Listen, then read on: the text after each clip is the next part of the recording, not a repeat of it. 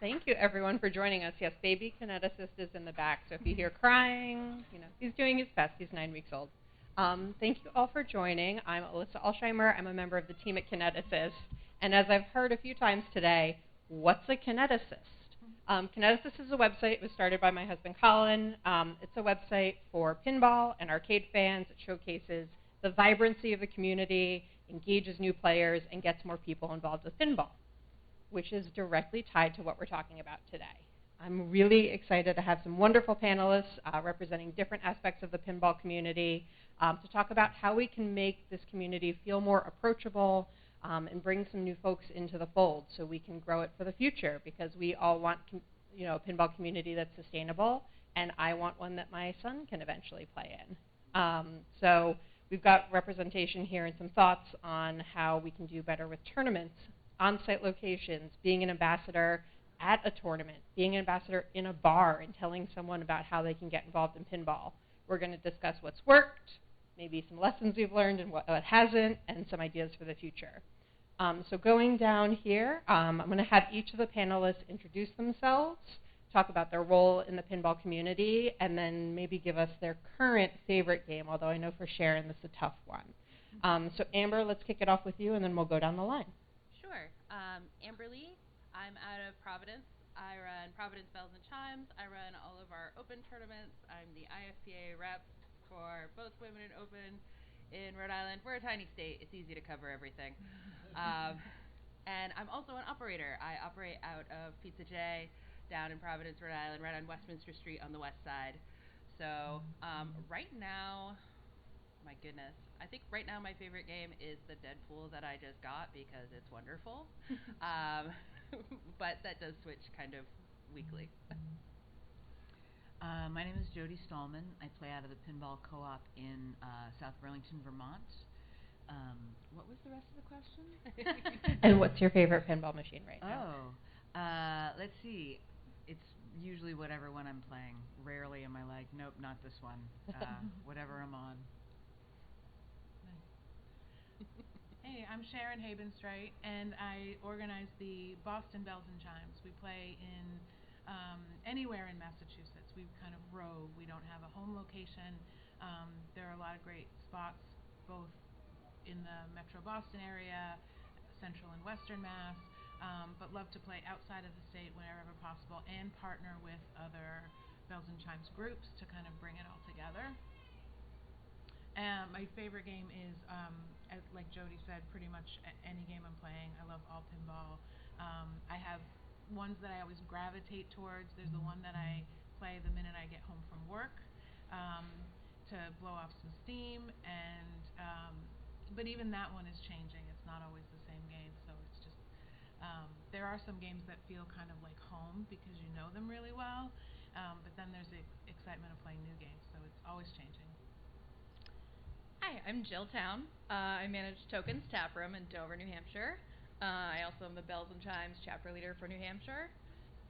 My favorite game right now, I go back and forth between Jurassic and 007. I think I'm going to go with 007 because that's my LE badge number.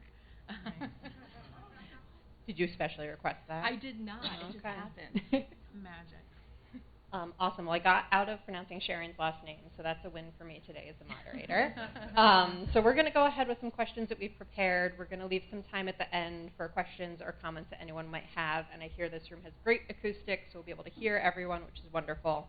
But I wanted to start by just grounding, like, why are we having this conversation? Why, when Dave and I were talking about this panel, is this what we gravitated toward in terms of the topic? Why should we care? Why should we want to and put effort into making pinball more approachable? So I think, Sharon, do you want to kick us off with kind of your thoughts around why this is an important topic for us to be discussing? Yeah, I think it's actually very simple. Pinball rules, and we want more people to play pinball. I think everybody probably in this room has gotten enjoyment out of playing pinball and had a moment where they're like, this is fun, and it's more than I ever thought it would be, and I kind of can't get enough. So I think it's just about letting other people experience that and providing spaces in which it's easy to bring that to life and have those experiences for others. Anyone want to piggyback on that? I say just the more people that play, the better, the richer the whole community is. The more people that come out, those small local tournaments are really key in getting people in at the ground kind of level and starting from a level they're comfortable with. And, you get that kind of built. So the more people that are comfortable playing on location and just play in places that have pinball machines, it's better for everybody. And what are some barriers that people are facing today? Like, I like to think that this community is infinitely approachable and you could walk up to any machine anywhere and feel welcome, but I know that that's not a universal experience. So what are some barriers that exist today? Jillian, you want to start us off? Yeah, I know there's like sort of sometimes a stigma with like a casual player, whatever, and there's a tournament, you're trying to get them involved and they think, oh, I'm not good enough, I'm not good enough to do well in a tournament. It's not about doing well in the tournament. It's about playing with other people and having fun, learning new game, or, just like making some new friends. How do you do that at Tokens? Like, what is your way of getting new people involved? So usually I start like when I notice people are mostly playing pinball, or whether or not they're doing well, I usually just start by introducing myself. I'm like, hey, we do a couple pinball nights this night or that night, or we have an event coming up if you might be interested. But usually starting small, and then, people get hooked pretty quickly. I think we all are aware of that. Mm-hmm. Amber, anything you want to add to that? Kind of that first one's free sort of approach. As an operator, if I see someone sort of, especially little kids, they're always eyeballing the games, right? It's bright, it's shiny, there's lights. Even Ethan. Ethan loves the flashing lights. Very excited about the games. So one of the first things we'll do, or my husband will do, is we'll go over and we'll pop a couple credits on and invite them to play. Grab the milk crate from underneath the games, because we've got a bunch at our location because it's a big kid spot, and let them go to town. Same sort of thing if I see someone who's, someone who would be interested in our Bells and Chimes tournaments and they're just playing games, I sort of sidle over and say, oh, first Tuesday, every month, Bells and Chimes, it's free. And I've gotten more than a few recruits that way, just trying to be friendly and not too weird as I tell them that they can come to our tournament. I love that. Jody, do you feel like that differs at all based on the role someone has? So I know you've got some games on location. Is there anything that might be different for someone who, like Jillian, who works at a location versus someone who has machines versus someone managing tournaments? Yeah, I do accost a lot of people. And I remember when I started playing, different people did that to me, and I'm like, who are these? What do you mean, what's my favorite machine? Who are you? So I try to go at it kind of gently, but a lot of it is just, I started playing out of a bar, and if I see people eyeing the machines, or we'll have things like 50 Cent November. Everybody that plays out of Charlie O's is kind of trained to leave credits on the machine. So those green front lights, if somebody's wandering by, they just push in, and then you kind of, and we put up Emily May, who's a great graphic designer. She does a lot of cool posters. So I find that the more people that know what you're doing and that know you play pinball, so I'm always wearing my swag out so they can see, names of places I play. Leaving credits on the machine, telling somebody, a group of people sitting at a table, credits on Deadpool, go play them. Everybody loves a deal. Yeah, stuff like that. Just being out there and playing and wanting to share it is huge. Got the cruise directors of pinball up on this panel. They're really good ambassadors. Sharon, kind of pivoting a little bit to inclusivity. We want pinball to be representative of various and diverse groups. How have you kind of worked to make pinball more inclusive? A lot of what we do to promote is social media. We've been using Facebook and Instagram and really just trying to make fun, graphic, informative announcements about our events. Just to show people like these things are going on and to try to reach a wider community. And it's not that we've been working specifically to target any particular group. I think we're not quite that savvy. Like, we don't have a marketing team. It's just a couple of us, and one of them happens to be an illustrator. Stephanie Bicellio is an amazing illustrator and designer, so she made our logo, our bell, and we take turns making fun event posters and switching up locations, switching up formats, kind of keeping it interesting. And from our friend Mitch Curtis, who's a area operator and IFPA rep, the thing that he suggested when we first started hosting women's tournaments is keeping it regular and reliable. So he said, do it monthly, just keep it going. If you can't do weekly, then do monthly. And so that's what it's been sort of our model to do. And it's been pretty great to see people from different areas come, some different walks of life, and always providing,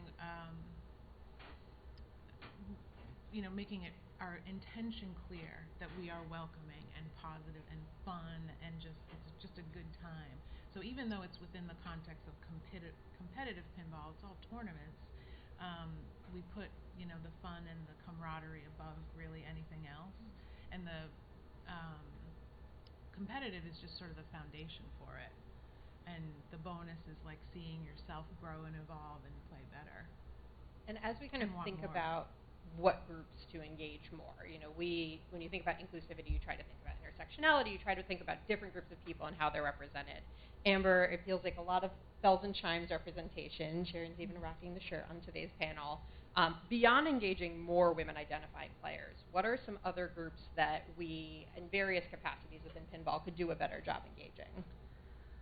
One that is kind of surprising, but I feel like is oft neglected by either locations that are 21 plus, but other things are just kids.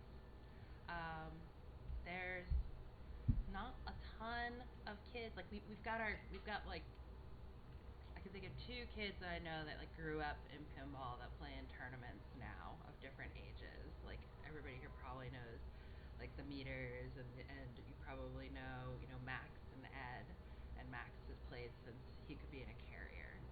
I want to see more of that.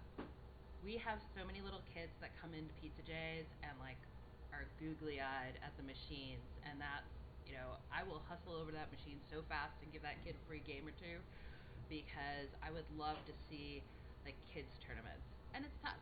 Parents are busy. If they're not already in pinball, it's hard to like get them into that space. But that's a place that I see and that I would love to see more engagement and more participation. I'm a little biased that I love that, but you can't quite hit both flippers yet. We're working on it. He's only 9 weeks. He's only 9 weeks old. By 11 weeks, I fully expect him to be setting GCs. We set a high standard. So events, they're a great entry point. They pull people over. I was just at an event at Bear Moose in the Boston area, and we had a guy come up and just say, like, how do I get involved with this? It just looks like you're having so much fun. So as someone in marketing, it's like the best advertisement you could have. So there's tournaments, there's theme events, there's even company parties.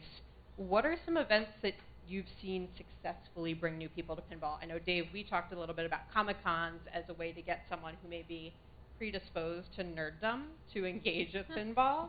But beyond that, Jody, I know you run a lot of events. What's been successful in getting that aha moment? Very much the small local tournaments we do it out of Charlio's. We've got 3 machines. We do a monthly Monday night, 5 rounds. It's always the same. There's lots of hooting and hollering because it's a bar. And it introduces people, number one, to the rules. Don't play out of turn, take care of each other, the etiquette, standing behind the line of sight. But like you said, people see us having a good time, and they'll be like, what is that? And it's because it's small and it's unintimidating, and they can be like, well, a lot of them say maybe I'll try it next time, but most of them, if we can get them to do it once, I'll catch them back there playing on the machines at least once a week from then on out. And we also plug other events and other places to play at our event. So the people that come, it's like, if you like playing these machines, you need to try this. And I think, it can't be overstated enough, just that the more people that know what you're doing and to use local, the local folks to spread the word and bring a friend. And we have 4 new members at the Pinball Co-op, which is 30 miles away from where we play out of. 4 new members this year that started in Charlio's. So we get, the small events can really feed into that. Community. They're casual enough that people get hooked, and then they just, what is this weird thing? And I know this is pandering, but our weigh-in was fantastic. I don't know if Dave knows this, but we had a Joker poker that my dad gave to us, and we just came to check out the pinball community, and it all spiraled from there. And here we are. Jillian, I know you guys do a lot at Tokens, especially on weekends. Do you want to add on to that? Yeah, we just wrapped up a summer league that me and Brian kind of tried to gear specifically towards newer players to try to get them kind of, into the competitive pinball play. It's a little different. We also, scheduled weekly high score contests alongside our league so that it was that's like an individual play type of, style tournament format, and then you have your league where you're playing in a group, so you kind of have that side thing to do in between rounds, or if you come early, you get to, play by yourself, just $2 buy-in, and then we did a sort of different kind of league. Each round you were getting new groups, so it was like you basically get to play with everybody each week, just kind of getting people to know each other, and playing with different players always helps you learn the rules, or maybe you'll see, somebody, nudging the game, and they'll give you some tips on how to do that. So. Still afraid to nudge the game. I have nightmares of my dad yelling at me for tilting and growing up. In terms of tournaments, some of us don't have 8 hours to spend at a tournament, and I think Sharon, the Bells have done a great job of, first of all, getting the word out. I don't know if everyone has seen it, but there was a wonderful spotlight on WBZ Boston. One of my favorite TikTok accounts. Definitely check that out. Matt Shearer. Yes, Matt Shearer. I think that got a lot of people aware of the Bells and then brought people in. Do you want to talk a little bit about kind of that process and how that all worked out? Yeah, I think Mitch Curtis, who operates at Roxy's Arcade in Cambridge, had connected with Matt and said that he might be coming, and sure enough, he rolled in with his crew when we were doing the first ever Massachusetts state championships. It'll be happening again this coming January. Super excited, hoping to host it at the same venue.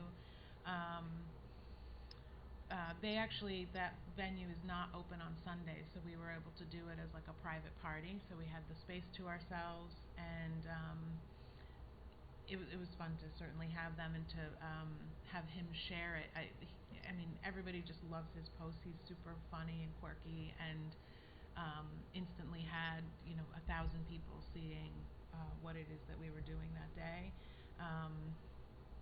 So hopefully that tradition of doing women's states will continue.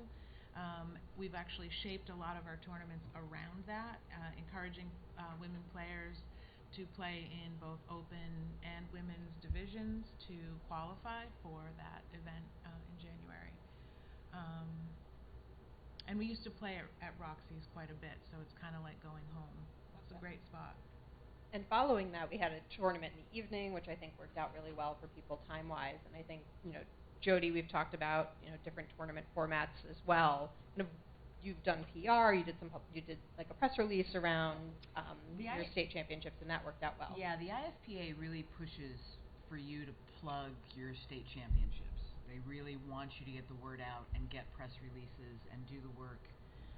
And that was kind of my first foray into it. But there are a lot of people out there that are just like, what, pinball is a thing? And some of them will never quite get it, but there are a lot of them that you want to bring in because they support the sport. They bring more money to the prize pools. They can bring machines to games. It just, in terms of format, we tried pin golf once, which I thought would be good because it turned out not to be very inclusive because you're with the same 2 people for the whole tournament. So of all the women's tournaments, the Flipper Frenzies and the Max Match Play are great because you play a lot of different people. Pin golf, not so much. It was kind of a slog for folks because you don't interact with anyone else. So yeah, but yeah. you become bonded with your group by the end of it. Trauma Yes. bonded with your group, Yeah. depending on how well it goes. But maybe more if you're in 3 or 4 player groups, it would be better than just the 2 player Oh no, groups. we were in 3 and 4 you player were. groups, but I think it has more to do with there's something different about a women's tournament. There are people go to it for different reasons. People tend to go to the open tournaments to play some pinball. They're there to play pinball and they're there to do the things. And yeah, they're there to have fun, but it's more directed. I think more about their personal performance. I think so. A little bit. Yeah. Whereas the women's events, there's very much a social aspect and the community aspect of it, the idea that of having a room of one's own to be as good or as bad or to learn things about it in a way that you don't feel like, oh, that's the state champion. He's looking at my score. I'm doing so bad. It's there's none of that angst that some of us who learned watching men play.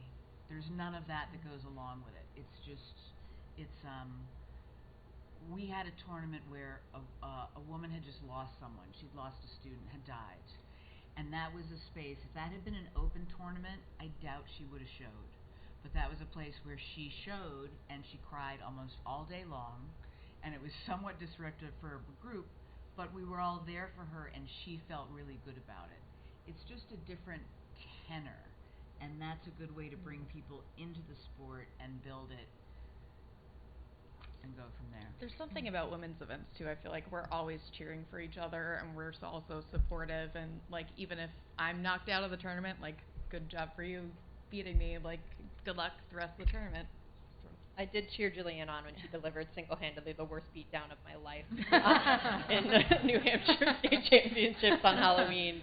I did cry afterwards, but during it I was cheering her on. I still can't play Halloween. Sorry. I do see at women's tournaments at the end of when you play in open tournaments, after a certain point, they go away. The players go away if they're out. And especially some of the high-ranked players. If they're out, they are out of there. Whereas at the women's tournaments, we stick around, we want to see who won, people are involved in the photos. It's just a different thing. So tournaments is a hot topic right now. I would be remiss if I didn't touch on the much discussed topic of Whopper points. We know that right now women are separate from the general open tournaments, and I think we've touched on this a little bit as it pertains to women's tournaments. But even outside of that, how do you balance the need for points, which we're all competitive, we all want to do well. How do you balance that with the need for fun? As you've run or participated in open tournaments, what's been something that's worked or hasn't worked for you? I think for us, we've had to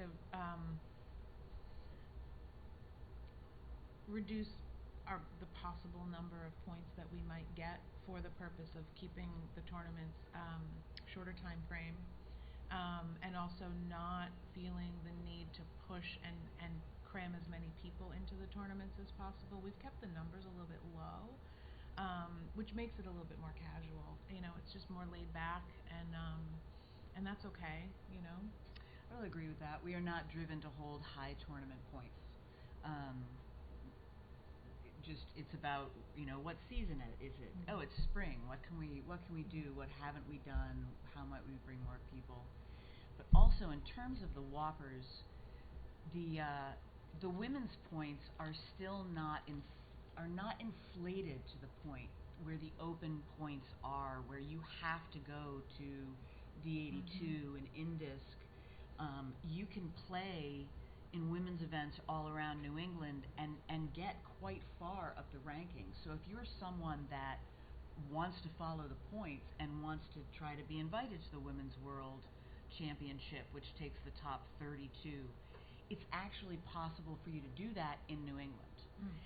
The open points, it is not possible to do that. I will never be able to go to a huge event like that and feel, because the sport is so new and because we're all developing our talents at a similar rate, we don't necessarily have those, Escher Lefkoff was the mover and shaker with like 720 points last month. You know, we don't have to deal in economies of scale. We will never, or we're not at the point like that where nationally our women's points are very reasonable and you can grow them. So if you get hooked, you can really get hooked and make some moves. I think you bring up something really interesting, which is the geographic limitations. So we think about all different types of groups, but one of those groups, if we think about younger folks or folks who maybe live in a major city or even a more rural environment, and it's 3 hours to a tournament. We've got representation literally from 4 states on this panel. I lived in Texas for a while. This would blow any Texan's mind that we've got this much state diversity on a panel. But when you're expected, or if you want to kind of level up your interest in this hobby, and it takes your whole weekend, and you have to book a flight, and you have to book a hotel, there's certain just economic limitations and time limitations that people have. So I know, Jody, you mentioned that you've got machines on location, you've got the co-op. I know, Amber, you've got, you have the community in Providence, which spills over in the community in Boston. How are you all thinking about creating a more geographically dispersed opportunity for people to engage with pinball? Yeah, it's tough in Rhode Island. We used to have several more locations throughout the state, and we lost a lot during the pandemic. I can think of at least 2. I definitely try to encourage our bells to go explore other locations and things, but as is the nature of Rhode Island, it's one of those states where people are like, I have to leave the state for something. And there's a little bit of suspicion. Also, just a lot of our bells have families or academic responsibilities or jobs that take them on a lot of travel and can't take a weekend day to go somewhere else and do something. So one of the things I try to do is quarterly we do a different format for our monthly bells and chimes. Like, we might do a group match play or group knockout for 3 months, and then we'll switch to head-to-heads, then we'll switch to a target, so that they get to experience different tournament formats. And if they see something that's outside of the state and they see that format, they know they've done it before, they know they can do it again, and they feel more comfortable maybe planning that day and taking that little bit of a risk going outside of their comfort zone. So that's something that I try to do from that growth and nurturing side of things. Would I also like to open a couple more locations in Rhode Island? Yes, I would, but find Amber after if you're interested in also opening locations in Rhode Island. Future stuff. Jody, anything you want to add to that? In Vermont it's tough too. Everything's 3 hours away. And we've really just got one. There are only 2 locations in Vermont that hold tournaments. The small Charlio's once a month, 12 people, and where if you win, you get a point. Whoa! and then the pinball co-op, which is great. So often, stuff out of the pinball co-op, I'll invite if I'm going down to a women's tournament, or if the people from the pinball co-op are going out to a certain tournament. They'll put it on their website. They'll put it in the newsletter. If you're interested in playing pinball, come here this weekend. But yeah, it's a day commitment. It is always a day. Yep. It's tough for some folks. Let's shift gears a little bit and talk about manufacturers. So we talked a little bit about leaving credits on games, which I love as an approach for getting people into pinball. But pinball can be a little bit intimidating, especially if you walk up to a game, you put in $1, and 30 seconds later you've drained 3 consecutive balls, and it's gone. There's been some moves from manufacturers. I know with the recent Godzilla game that they thought more about casual players in designing it. I know Multimorphic has a practice mode that allows you to practice shots. Sharon, I know that the Bells were involved in kind of the Foo Fighters rollout to get people familiar with that game. So do you want to talk a bit about how that worked? Yeah, Stern sponsored launch parties for both open events and women's events, and gave a really good prize pack that saved me having to make custom trophies. One left Michael's trip, and they were good prizes. It was a plaque, a translite, and that made it really fun to promote. Who doesn't love the Foo Fighters? Who doesn't love the Foo Fighters pinball game? and that was a great way to make the most of a sponsorship to host an event. They also, with that, the IFPA gave double points for those events. So if you were a woman that plays for point, if you were a person that plays for points, that also I didn't boosted know that. that also boosted the attractiveness there. Nice. I'm pretty sure they did. Maybe it was Sounds size. I don't know. We're all very concerned with whoppers up here, clearly. Don't hold us to this. Jillian, I know you have a wide breadth of games at Tokens. It's really fun. What do you see casual players, new players gravitating towards when they come in? So, well, actually, once we set up the Stern leaderboards out back, once we got everything insider connected and put the leaderboards up, people got obsessed with them. Like, that's the new thing. We do a monthly leaderboard, a high score contest. I run and beat the bartender. If you guys want to come, try to beat me on some games of Tokens. That's me, yeah. If you beat Tokens, Jill, you get a $10 gift card to Tokens per leaderboard that you're at the top of. Oh, nice. And if you're the second to me, you get $5 still. So Good luck with that. Yeah, Was like, I was going to say, that sounds loves a doable, deal. and it is not. This game is rigged. we did have a couple ringers come through, but it's been huge for recruiting new people. The fact that it you get the achievements and it saves your progress, and people just want to see their name up on the TV in the back. So Do you see new people signing up for Stern Insider Connected on yeah, the spot? absolutely, yeah, absolutely, yep. It really just started with one game too, and then once we saw how many people were, and how much excited people were, and how many people were signing up, Yeah. we bought kits for everything. And Amber, I know you're looking to do more classics at Pizza J. You've got kind of a mix of machines. When people come in, are they Flash and Godzilla machine, or are they going for some of those classics? It's funny. Again, the kids like the blinking lights, but I find the classics and games that emulate the classics, like TNA, is a street level game. It doesn't have a super complex rule set. People find it less intimidating than you gotta shoot. There's 15 skill shots on this game, and if you hit this button up here and then hit these 3 things right after it, you get another bonus. And people are first playing. They want I want to see the lights. I want to hit the things. I want to get the points, and I maybe want to do that for more than 30 seconds. So with classics, I find our classics we charge half the price for. All our new games are $1 to play. All our classics are 50 cents, which is 1 token for us. And I find that people just feel that's a lot more approachable. They get a little more play for their game. They get in there, and it's a little less intimidating. So little kids love the blinky flashies. The adults who are getting into it definitely jam on the classics. So I'm really glad that we were able to get more classics in, because we used to just have a stable of the shiniest and the newest, and that's cool. But I like my classic babies in the back. I think that's similar to the Boston area in that we had a lot of modern Sterns lined up in multiple locations for a long time, and that was what we all had exposure to. And that's kind of what it felt like competitive pinball was all about. So I've been into it, but getting a chance to play some older games has been, I have found my love for sure in older games. And part of it is we've got some friends in the audience that have venues in the Boston area with a really cool mix of all eras of games. Our Lady of Pinball and 3 Knocks Pinball are right over there. And well represented in the audience as well. 3 locations. We've got Bear Moose up in Everett, Pops in Somerville, and also the Silhouette in Alston.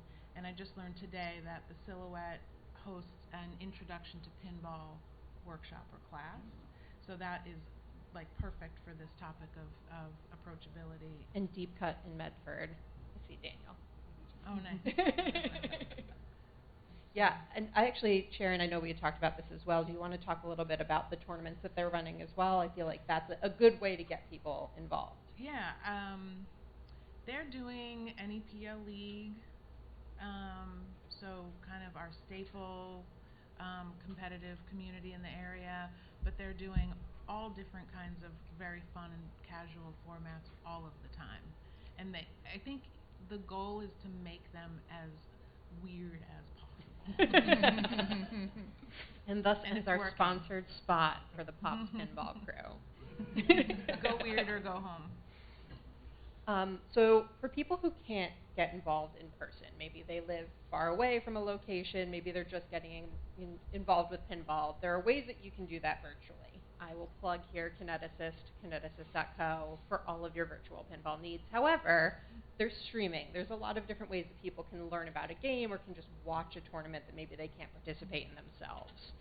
Do you feel like that's something that people are doing as an entry point into pinball, or is it as they get more involved along the way? Jillian? Yeah, I've made a habit of putting on a Twitch stream of pinball, whatever tournament or thing is happening at the bar all the time, and at least piques people's interests and gets them to ask questions like, why are we watching these people play pinball in Wisconsin? Just something to kind of start a conversation. I can neither confirm nor deny that pinball streaming was on in the hospital room while you We started real early. Wow. Jody, anything to add to that? I have found it's something that I recommend once people are kind of playing. And there are enough, if people are playing out at competitions, you tend to forget that the camera's there if you're playing on stream. But to be able to watch different things, and once people get into it, and if a newbie's coming with me down to the double bowl to play, I'll be like, oh, you should watch this one really, or really explains that well, or watch those things. But it's a little later for our area. Mm-hmm. Yeah, to take that kind of to the extreme, if you're a newer person that's in a place that really doesn't even have pinball nearby, I know it's a bit of a polarizing issue, but virtual tables, on your Switch, on your phone, on your computer, I know so many really excellent players now that started out and got interested in pinball playing virtual games on their computer. Mm-hmm. Yeah. And they're rules experts on any of those Oh tables. my gosh, rules experts. That's a very nice way of putting it. But so that, getting to that extreme, there are places where you would have to drive 2-3 hours to get to pinball still, and that is a great way to start if you literally don't have that access. And then I found that I got into streaming after I'd been playing for a while, after I'd been playing in tournaments, and I wanted to see how other people played, or just kind of virtually cheer on a friend who might be in Chicago, in Wisconsin, and kind of let them know that I'm there and cheering them on. There are definitely people here who I have parasocial relationships with because I've seen them streaming a lot, but I've not actually met them in person. Yeah. So Oh, totally. it's fun. Yeah. I watch the streams with my mother. That's awesome. At holidays, she really makes Really her. Who's gets that? into it. That's this person. Oh, they're real. You gotta watch this. And does she play pinball at all? No. She cannot play pinball at all. But for the state championship, my whole family was watching from their perspective. That's really fun. That's how you can get your families involved over the holidays. Throw on a pinball stream, get them in. My mom texted me once. She goes, "Do you know there's a Rush pinball machine?" And I was like, "Oh my gosh!" Stop the presses. This is news to me. She chose Rush over Cactus Canyon, which in and of itself is a really interesting choice. Let's kind of wrap up some of the questions here. I want to allow for questions from the audience. We've got some core audiences, and I want to hold up the sign here. Ooh, Dana White down in front, although I think she retired. So I think, Jillian, you're in this model. You Sure. own your own games, and Jody, you're placing games on location like this. Yep. Up over here. Okay. As am I. Yep. Okay, so that's the terminology we haven't talked about. Perfect. So we'll give you a second to digest all that. But these are some different audiences, and we'll pull this down because I think it's in front of Amber's face, and I definitely don't want that to happen. It's great. I actually matched the Actually, operator your on hair. location. You're an operator who operates it's like on a location. matchup key. It's perfect. So, love to leave with a couple of messages for different groups in the audience. So I don't know if there's anyone here representing manufacturers, but if you had a message, or maybe they're watching this on demand, for people who are designing the next generation of games or choosing the next generation of themes, what would you say that you want them to keep in mind as they think about building the next generation of pinball? I think they don't have to be licensed, number one. You know, like, I think we can come up with some good themes. I like it. Cool. How about those who are organizing tournaments, organizing leagues, who are kind of setting the schedule? Sharon, I think you had some great advice before, maybe worth even reiterating. In terms of setting schedules? Yeah, just having it be regular, repeatable. Monthly. Yep. Or even seasonally, you know, for groups that are just starting out. I've talked to a lot of female players in our Bells and Chimes club room this year, which we have for the first year ever, and is so fun and exciting. And tiresome, bringing the games for my husband more so than me. But it has been a lot of work to get them ready to play and bring them here. But it has given us a place to really talk to a lot of people who are interested and curious. Some players who are in a state that doesn't have a lot of pinball, doesn't really even know what the interest would be in their community. So I said, just start small. You know, a venue that just has a handful of games.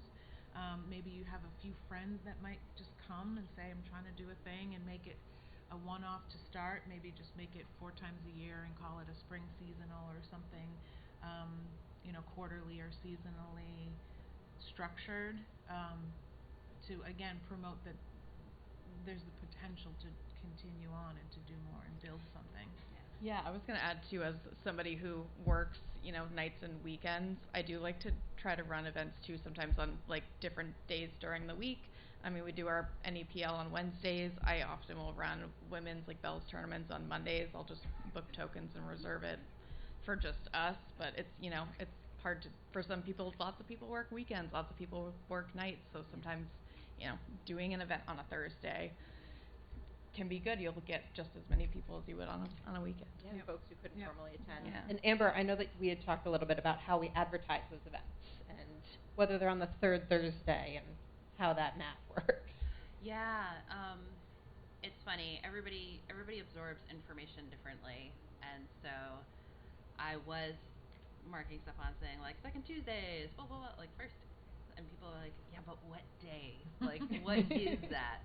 So I've started trying to do like a new thing I'm doing, and I'm getting set up as like little placards for at Pizza Day that actually say the dates of the next few months. So like you can put it on your phone and you're not looking at a calendar and being like, what is the third Thursday, second Tuesday, whatever.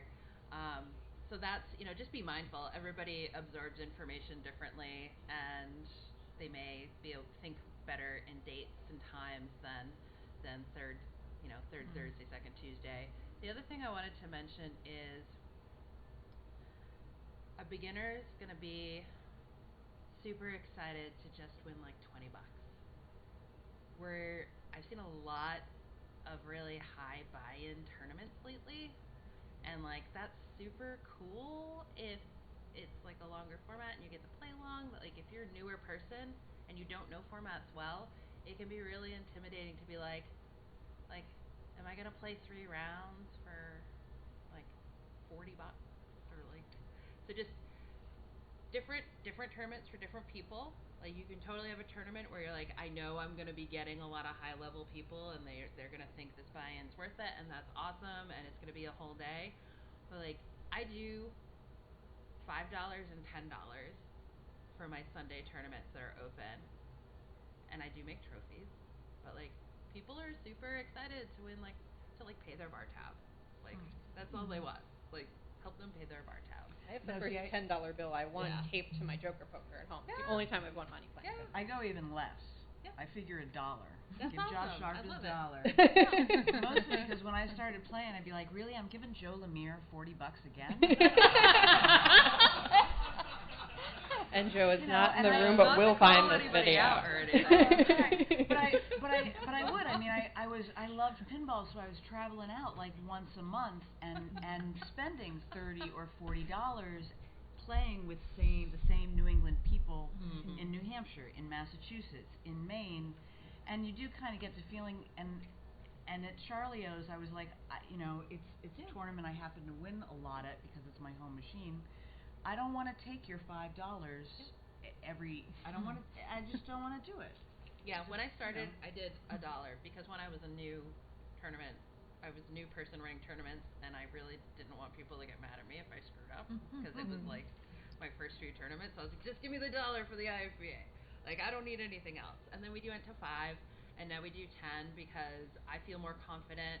We're getting a slightly broader range of players, and my local players have been playing for long enough that they feel confident with new people coming in that I'm attracting with those slightly higher entry rates. But like, I still don't. I mean, one, the restaurants only open certain hours. Like, I can't have a 12-hour tournament or anything like that. And secondly, it's just I want to keep it approachable. Yeah. The last question I have, and then we'll go to the audience, is owners. A lot of people in this room just have pinball machines in their basement, in their living room, and wherever you can fit it. How can owners get people involved in pinball? I feel like, Jody, your holiday example is kind of a good jumping off point. Like, if you own your own pinball machine, what opportunities does that present to you? I was going to say, it's hilarious. I have my own pinball machine, but nobody ever comes to my house to play with me. So that's not ever, it's rare, that's rarely an entry point for me. Same here. So maybe a lesson we could all take from this as owners is use that as a low-stress way. Well, I don't know. I mean, there are a lot of different factors, but it's so much, making pinball inclusive is so much about sharing the pinball.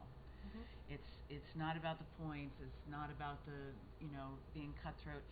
And it needs to be not a private, when you walk in to play pinball somewhere, you don't want to feel like you're walking into somebody's private club and that you don't belong there, or that you have to know certain things to fit in, or, there are 5 people back there already, I'll just wait till later. You don't want that kind of thing. So like Jillian having the pinball at the bar playing, love it. The people, if you have people in your area playing that are excited about it and want to share it, that all comes through. We've been to the tournaments where that's what it feels like. Everybody's sharing, and we're all there. We're all on the same team. And we've all been to tournaments where we're kind of like, I'm having trouble getting to all the machines to warm up because people are posting up, and maybe it's just it's just sharing. I love that. I feel like that's. Go ahead. Oh no, I was going to say, kind of on the flip side of that, like I know we have a lot of people who have really impressive collections at their homes, and they have tournaments, and I think that's really great that people open up their homes. Something I'd love to see more of, in general, is, even though it is kind of a private club, is co-ops. We have so many of us who live in different geographic areas who have a few games, and we've got some great models for having a co-op. And I think that like bringing the games together can allow for more accessibility overall for people to share with others. It comes with its own complications, but definitely if you're like a group of friends who knows that you have like 10 or 12 games together, like give it a thought. I'm kind of an idiot for not thinking that, because that's what the pinball co-op is and how it started. The local place closed down, and the 3 guys that had pinball machines between them said, let's rent a place. And now it's been in our 8th year, and we have different owners, but it's still very much that same, and you don't really feel like you're in a private club, I hope. It always feels... Yeah, it's a cool space, for sure. Fact checking with Mike Havens back there, 8 years, cool. Awesome. Well, I will turn it over to you all now. Does anyone have any questions for our panelists? We will start down front. Yeah, you're going to do the wireless? Okay. Oh, we have a roving microphone. That's exciting. A lot of talk about tournaments, which I think that's probably a barrier unto itself. Like, am I the type of person who wants to defeat another person or something like that? So picking up on a couple little threads that have come out so far, what about something like, if not a formal Stern-approved launch party, an unboxing party, which could be any brand new game from any manufacturer. You know, keeping with the birth theme that we have going today, is there something that's where competition is just not there? That, like, you're all brand new to this game because it just came out of the box tonight, and so nobody knows anything about how to play it or anything. There are also casual meets. You know, our organization doesn't do so many casual just meetups, but I know that there are other Bells chapters who have done that in other states, as well as workshops. You know, people have done game repair or maintenance workshops. We've kind of toyed with the notion of that, just haven't really had the opportunity. And also with tournaments, you have this idea that you can, you know, be a ranked player and track your progress, which that really does have draw to a lot of players kind of once they get over that hurdle. So actually, back when I first started playing, shortly after Tokens first opened, Jim Ferris ran a women's clinic for all the ladies from Tokens at his house, and you know, he came up with a little skill golf challenge for us at the end, but he, like, you know, took us through the basics, gave us some, like, terminology, and, like, he opened up a game and showed us, like, where the tilt bob is, and, you know, at least gave us some, like, insider information we wouldn't have gotten otherwise, you know, just playing on location. And I did run, like, a Bells meetup that, like, I basically mirrored that, like, women's clinic, where I, like, opened up a game and showed everyone the tilt bob, and, you know, these are the skill shots on Iron Maiden, and, like, just, you know, some introductory things, like, to get people started. Yeah. I think that one of the biggest things about women's tournaments that I want to emphasize is we don't really look at it as beating each other. We actually tend to compare our performance to our performance previously and lifting each other up. So that's not really how we end up thinking about it to begin with, even though it's a tournament. We did the one casual night we tried to do with the Bells, the Queen City Bells up in Burlington. Nobody came. Like, there were 3 people there. Whereas we ran a tournament for a Christmas thing and really plugged it, and we had 9 brand new players who had never either played in a tournament or hadn't played since they were kids. And so I think it kind of depends on your area, and if you can do casual things regularly, you can build it. If you're only doing them sporadically, it's real easy for folks to say, oh, well, it doesn't really matter because it's not a... Amber, for your idea you just said, everyone who comes in at the beginning is given a handful of poker chips, and they give them to anything that they think they should reward for the people they're watching, and then you see poker chips going to people that you feel we're accomplishing something important to them. Yeah. So it would be totally away from whatever the game is giving out. Just woman to woman or whatever. Here's, you did good, here's your chip. I think we had a couple more questions. Yeah.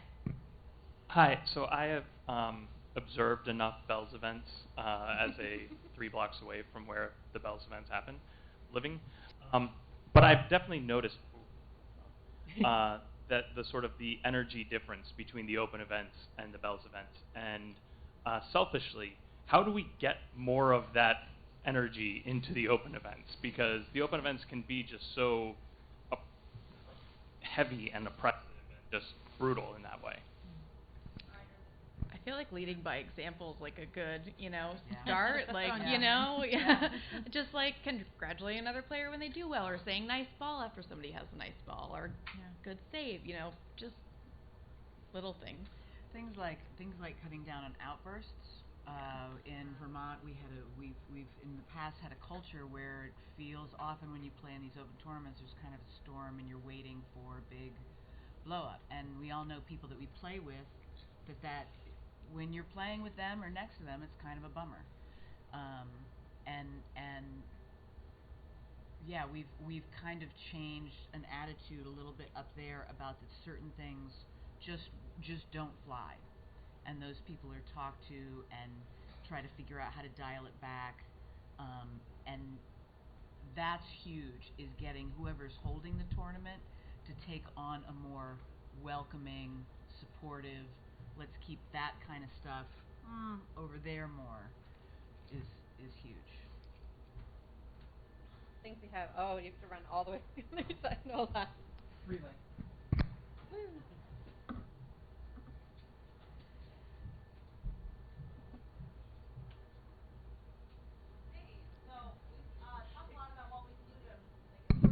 Festivities, but I think we've done a lot already also to celebrate like our accomplishments. So can you talk a little bit about like what progress you've made comparing today to like 5 years ago or like 10 years ago? I definitely feel like space is better too. Well, I'll actually admit that I only started playing competitive pinball after the pandemic, so I don't know what it was like before. I will really admit that. What I will say is kind of what we were just talking about with Jody and how some stuff just doesn't fly.